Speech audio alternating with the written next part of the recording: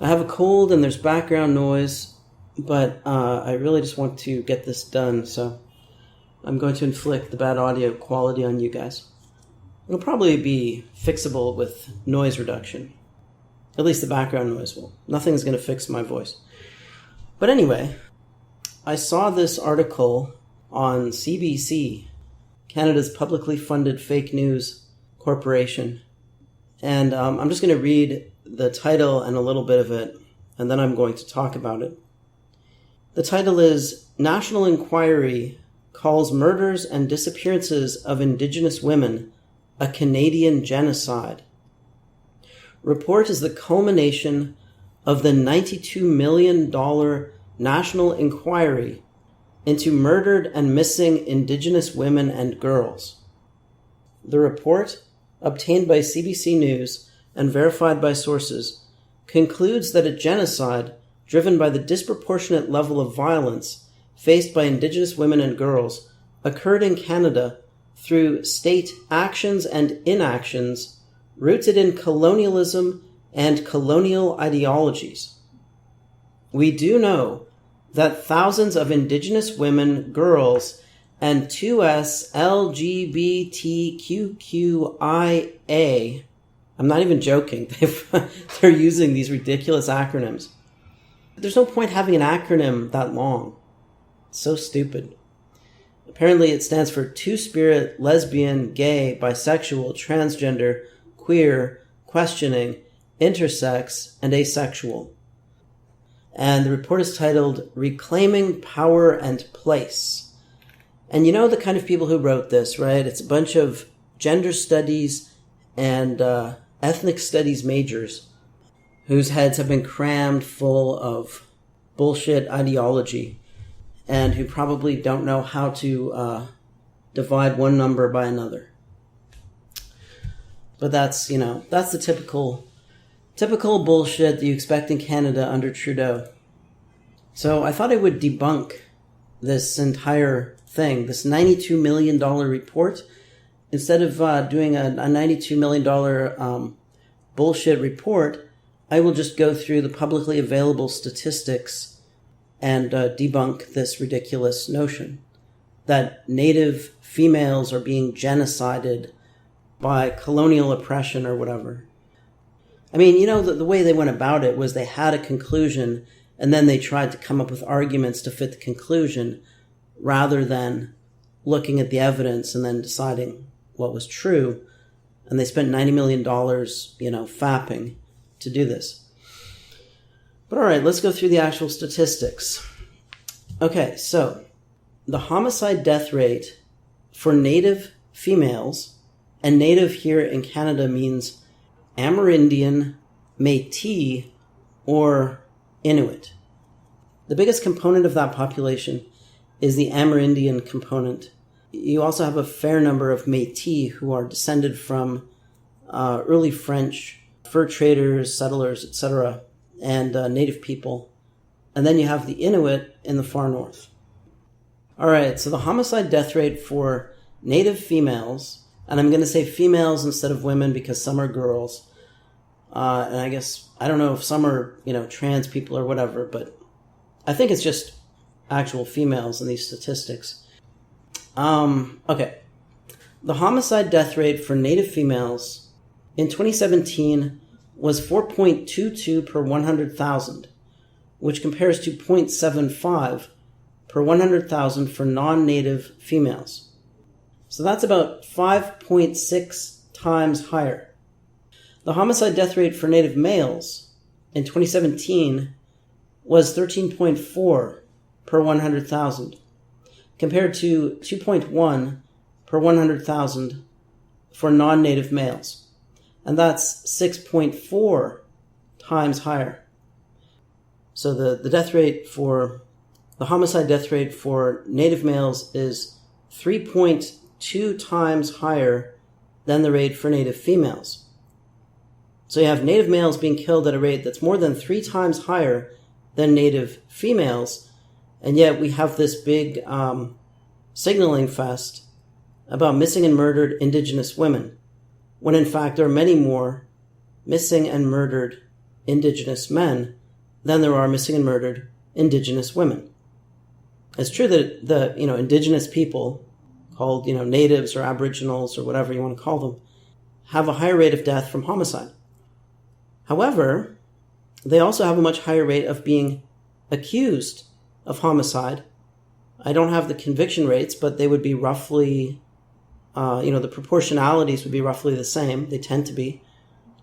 They commit far more homicide than the non-native population. The homicide accused rate for native females is 4.33 per 100,000, or it was in 2017, compared to 0.17 per 100,000 for non-native females.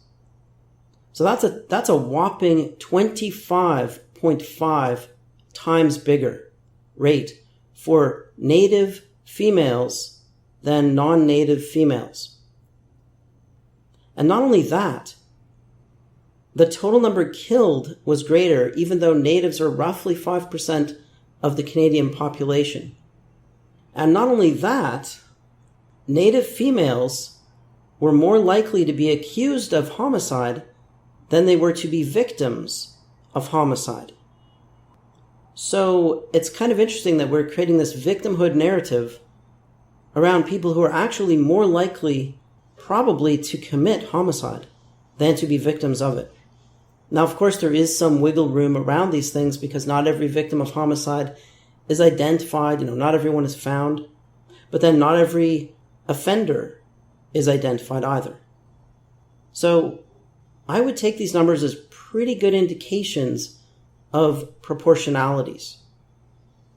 The homicide accused rate for native males is 18.05 per 100,000, which compares to 1.69 per 100,000 for non-native males. That's 10.7 times higher. Native males commit homicide at a rate more than 10 times higher than non-native males. And, I don't have the statistics that show who kills whom, but it's a pretty good guess that the reason why native females have this higher rate than non-native females is that they live around other native people. And likewise for native males. Because they are more violent. They commit more violent crime. And so if you live around people who commit more violent crime, you're more likely to be a victim of violent crime. So how does this have anything to do with colonial ideologies or oppression? It doesn't. It has to do with higher offending rates. And as I said, native females are more likely to be accused of homicide than to be a victim of homicide. For non-native females, they are 4.4 times less likely to be accused than to be a victim. Okay. All this talk of genocide makes me interested in things like life expectancy and population increase or decrease. So let's look at those things. I have to take a cough drop for my throat. All right, so the life expectancy for native females is roughly 78 years compared to 83 years for non-native females. That's a difference of about 5 years. Now, most of that is not due to higher rates of homicide, but to a combination of things, such as higher rates of accidents and some other things. I wasn't able to get good data for the entire native population of Canada, but I was looking at the data for the West and the Atlantic, and it shows that accidents are more important as a cause of death than homicide. But I didn't do an in-depth analysis of it. But homicide is going to be one component of that 5-year difference, but just one component, right? So you got a 5-year difference. The life expectancy for native males is roughly 73 years compared to 79 years for non-native males, and that's a difference of about 6 years. So if we're concerned about the lifespans of native people, we ought to focus on the males, not the females, because the males are dying roughly 6 years before non-native males and roughly 5 years before native females, right? And the difference in life expectancy between males and females in Canada is roughly 4 years. So these differences are about the same size as the difference between males and females in general. And our society does not view that as a problem at all. The fact that men die roughly 4 to 5 years before women. Our society doesn't care about that, and it blames men. It says it's the problem is male behavior or toxic masculinity or whatever. But what this report is calling a genocide is a fraction of a 5-year difference in life expectancy. And I was interested in the rate of population increase, because unlike the white population of Canada, the native population is growing. The native population has above replacement fertility, unlike the Canadian population in general, which has a fairly low rate of fertility. I think it's around 1.5 children per woman at the moment. I'll just look it up really quick.